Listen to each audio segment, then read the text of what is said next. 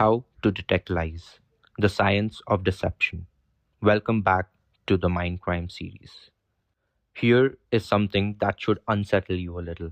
You are lied to every single day.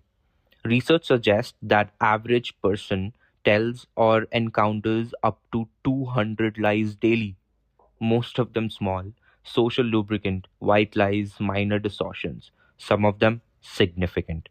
And here is the humbling part.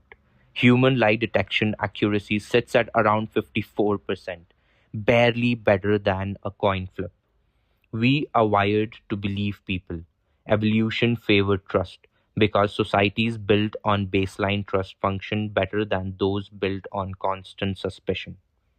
But the same evolutionary wiring makes us vulnerable, and forensic psychologists have spent decades developing a more reliable science of detecting deception. Before anything else, I need to establish the most important foundational truth of this entire video. There is no Pinocchio's nose. There is no single gesture, word, or behavioral twitch that reliably and definitively signals deception. None. Anyone who tells you otherwise is wrong. Context is everything. Behavior must be read in clusters, multiple signals together, never in isolation.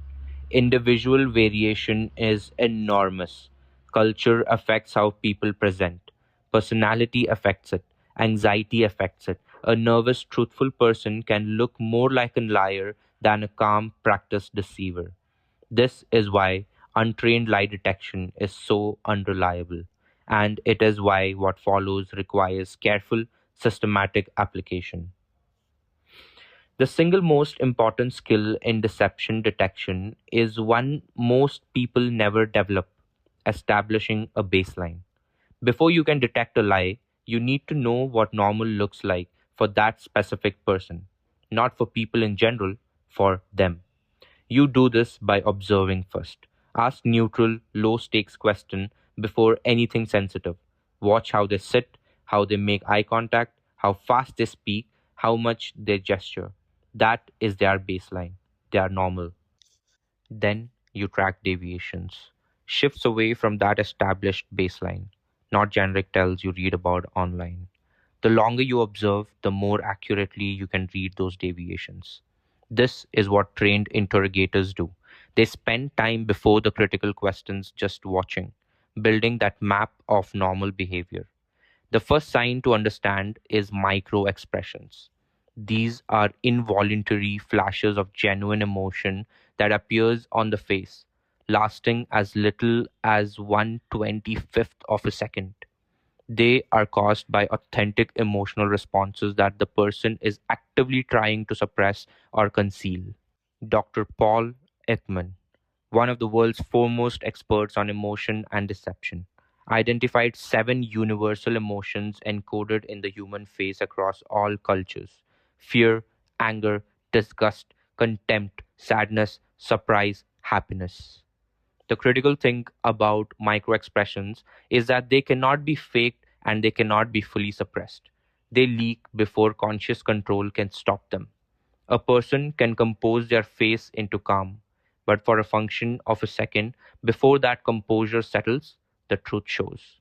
Learning to see them requires training and practice, but they are real, they are universal, and they are one of the most reliable deception indicators we have.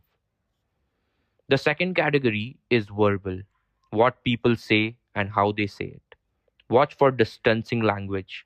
Instead of saying, I didn't do it, a deceiver may say, that didn't happen, psychologically removing themselves from the statement.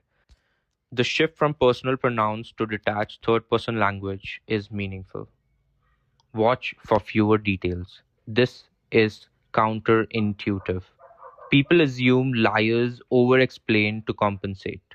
Research actually shows the opposite. Truthful people spontaneously add sensory and contextual detail when recounting real events. Liars construct a story, they don't recall one.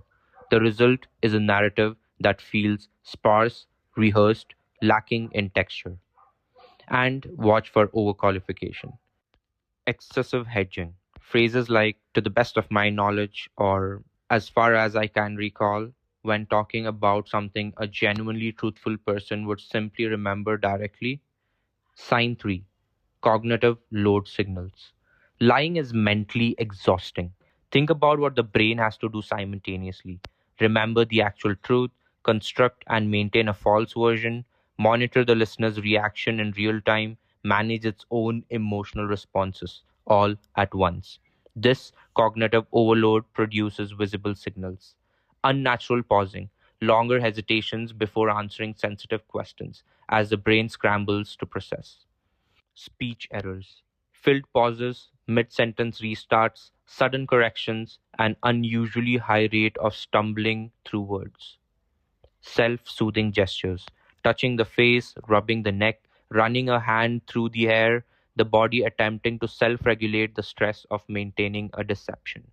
None of these individually is conclusive, but when you see multiple cognitive load signals clustering together around specific questions, that pattern carries real meaning. Sign 4 involves the eyes. And this is where I need to directly challenge one of the most persistent myths in popular psychology. The myth is that liars look away, that gaze aversion equals deception. You have heard this your whole life. It is not well supported by research. The reality is that trained, practiced liars often maintain unusually strong, deliberate eye contact, precisely because they know the myth. They overcorrect. Forced, unblinking eye contact that does not vary naturally is its own tell. What does actually matter? Changes in blinking rate from baseline, pupil dilation, eye movement patterns that deviate from what that specific person normally does. These are the meaningful signals, and they require knowing a person's baseline to read correctly. Sign 5: The body. The body does not lie even when the mouth does.